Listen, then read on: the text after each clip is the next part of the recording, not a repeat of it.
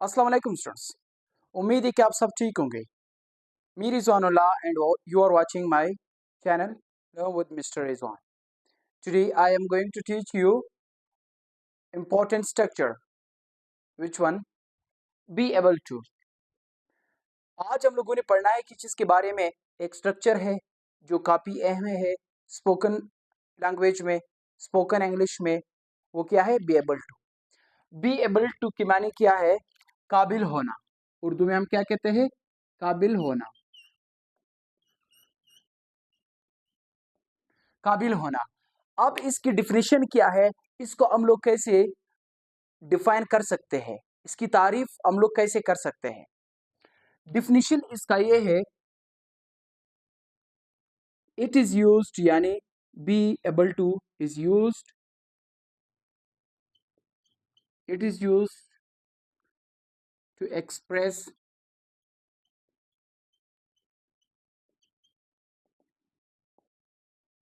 Ability of someone.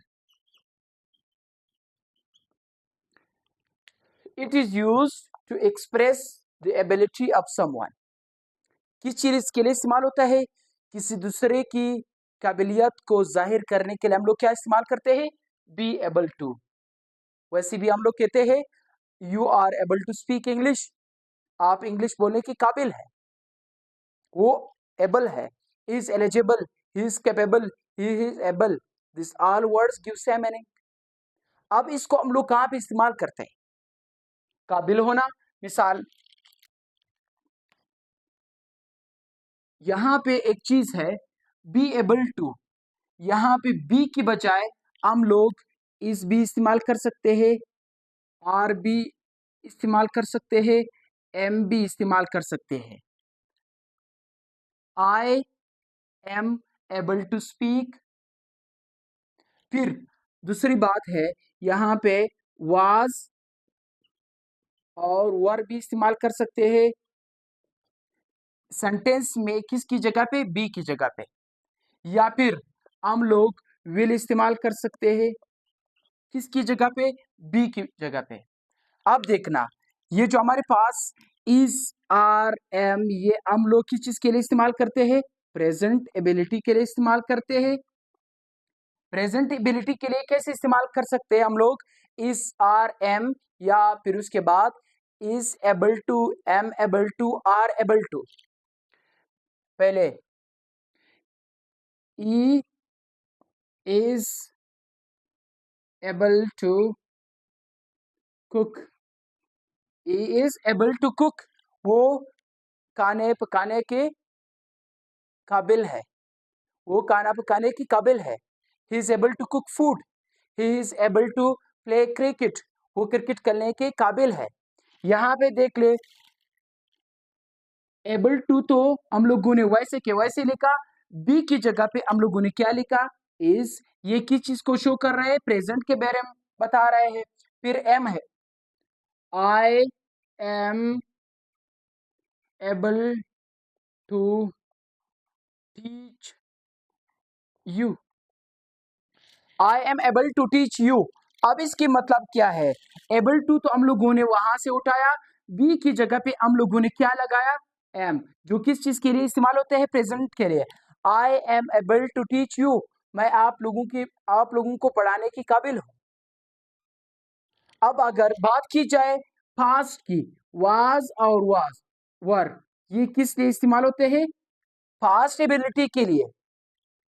Past ability के लिए कैसे? he was able to take class.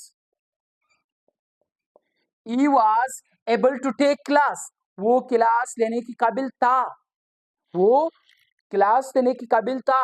इससे मुराद है हम लोग माजी के लिए भी इस्तेमाल कर सकते हैं, प्रेजेंट के लिए भी इस्तेमाल कर सकते हैं, कमिंग टाइम यानी टुमारो यानी फ्यूचर के लिए भी इस्तेमाल कर सकते हैं। क्या? Be able to. सिर्फ फर्क ये है, अगर प्रेजेंट के लिए इस्तेमाल करना है तो इस, आर, एम, एबल टू से पहले इस्तेमाल करना है। अगर पास्ट के लिए इस्तेमाल करना है तो एबल टू से पहले वाज या वर लगाना है। अगर फ्यूचर के लिए इस्तेमाल करना है, suppose she will be able to take first position. She will be able to take first position. वो पहला पोजीशन लेने की काबिल होंगी. अभी ये फ्यूचर के बारे में बता रहे हैं. इसकी समरी ये है कि हम लोगों ने क्या पढ़ा था, बी एबल टू की मीनिंग क्या है, काबिल होना.